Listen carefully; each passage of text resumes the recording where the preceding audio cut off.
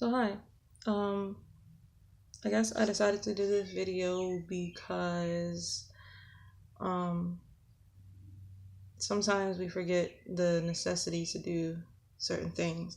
Um, Sometimes what we want and what we desire is so close and it seems so tangible, but for some reason it's just not there yet. Um, I spend a lot of my time now doing some internal um, check-ins. Like I internally check for negative energies, negative vibes, negative emotions, things from past experiences that I haven't dealt with, any pain I haven't dealt with, any hurt I haven't dealt with. And I know it's necessary to evolve to get to where I want to be, and to accomplish the things that are part of my vision, and the vision that God gave me for my life. So as of late, I've been asking God the same questions over and over again, awaiting a response, looking for a response, only to realize that He had already given the answer. I just wasn't listening. So, my first point of conversation is that um, sometimes we want something from God, but we're so busy in our lives trying to do X, Y, and Z that we don't really set aside time for God to speak directly to us and tell us exactly what it is that we should be doing or what He's asking of us so that we could get closer to the manifestation of the gift or the vision or the purpose or the functionality of our own existence. Long story short,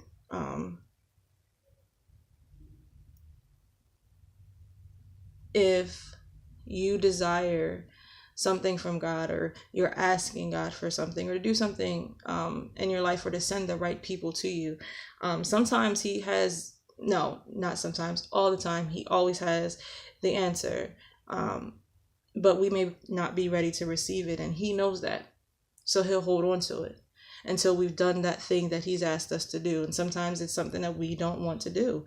But in order to get where we want to be, it has to be done. And that's where discipline comes in, and obedience. So, like I said, as of late, I've been asking questions, looking for answers, only to realize that I had to do some internal things before the answer could manifest. And I'm going to try to say it without saying it, but I know I need to be transparent in this, so bear with me as I find the words to put this together without giving out too much of myself, because this is very awkward. But okay, so you have experiences in your past and you get hurt, and those experiences and that pain, that hurt, if you let it fester in your spirit, it eventually becomes a block to anything that could renew, anything that could make better, make amends, fill vacancies, complete whatever it is that you're trying to put together for yourself. That next step can't occur without you doing that internal work, that internal release of the negative. And here comes that transparent part. I was holding on to emotions from past experiences, and they weren't good.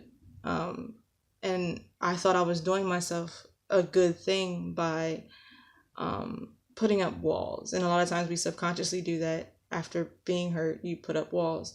But the real challenge in the situation and the real blessing in the situation is being able to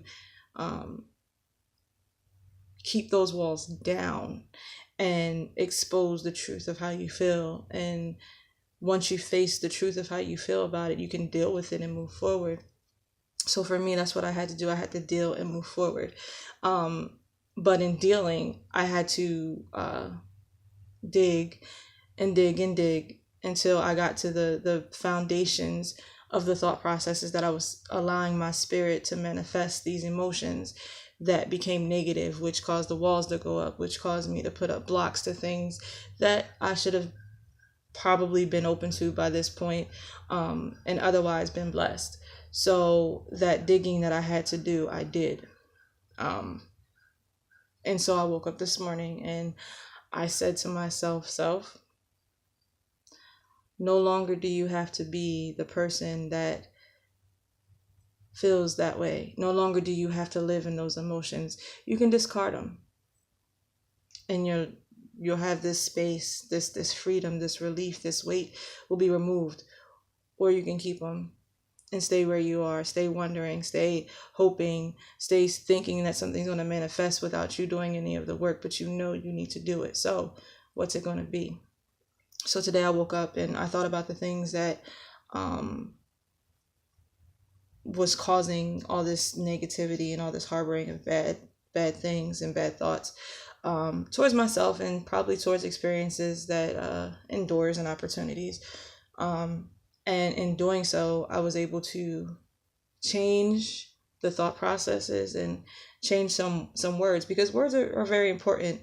Currently, I'm also reading a book called Millionaire Success Habits, and shout out to Dean Graziosi for excuse me if I pronounced your name wrong, but shout out to him for this amazing book. And it's simple tasks that you do day to day that change your mindset, renew your vision, clarify the vision, and help you stamp what it is that you're supposed to be purposed for in this life.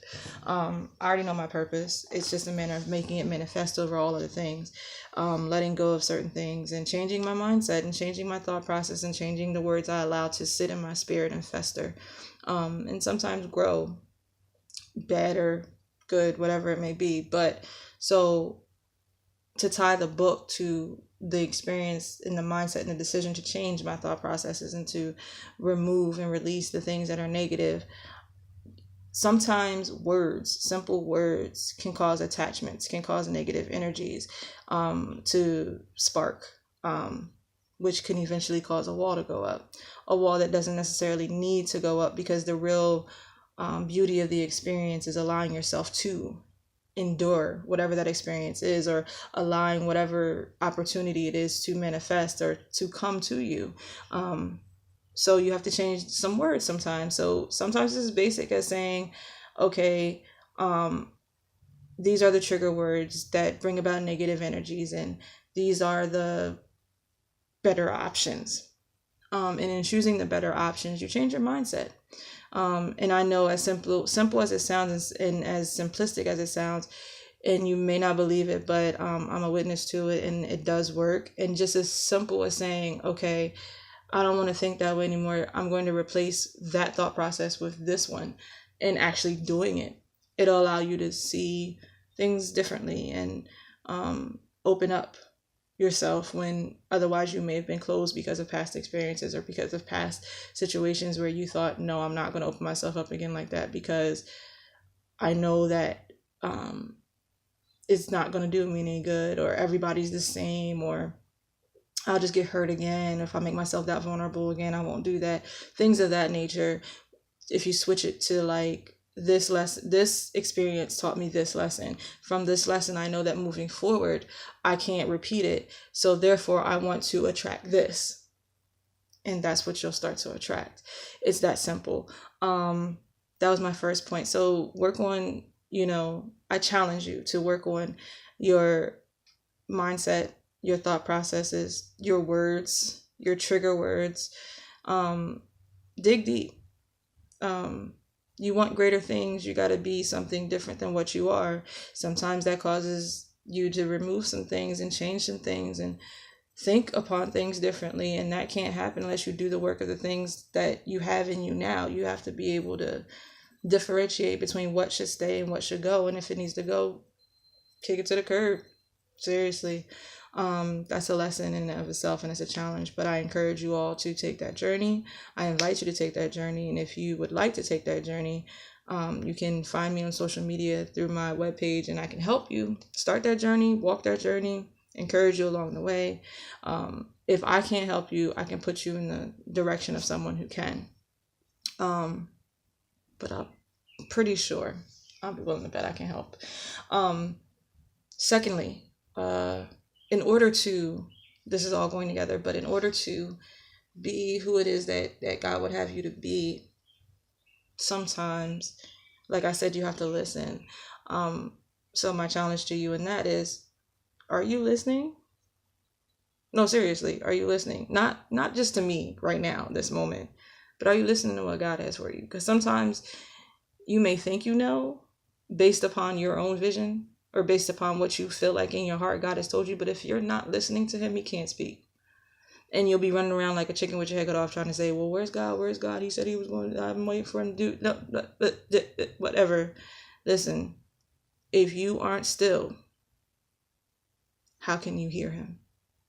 God doesn't speak loudly. He's not boastful. He's not going to jump in front of you and be like, yo, what's up? I'm here. No, you're going to have to get into a secret place. You're going to get to a space that's quiet, sometimes alone, most of the time alone. If you don't know how to usher in the spirit and discern the spirit for yourself amongst other people, it's best to do it alone. But I encourage that if you have a goal, if you have something that you think you're supposed to be doing in life, but you're not really sure, listen. He'll tell you. He just wants you to be still so you can hear him. If you have something that you feel like you're missing, be still and listen. Because the one thing that you're missing, I guarantee you, he can tell you. And he can tell you what it is that you need to do to get it. If you feel like the track that you're on isn't the one that you should be on, be still and listen. I guarantee you, he will tell you, he will reveal to you what it is that doesn't need to be there. Remove it and get you back on course to where you should be in him. Be still and listen. Get yourself on one accord with God. Make Jesus your homie. Make God your homie. Like, y'all should be talking every day. God should know your thoughts before he does know your thoughts before you know your thoughts. But you should be able to get with him and develop some type of reciprocity to where there's a communication, a dialogue, an understanding. Wisdom is exchanged through the Holy Spirit. Those things need to occur for you to grow in him and sometimes grow in life. He's a jealous God, but he's also a gentleman. So he's not going to make himself known. He doesn't have to. He's God. He knows what he did. He knows. He don't have to tell you. You know what he does for you better than anybody else. But do you talk to him? Do you let him talk to you? And when you pray, sometimes we pray and forget to let God pour in after we've poured out to him. Prayer is not one-sided. It's a two-way street. And you need to know that just as much as you talk to God, you need to allow God to talk.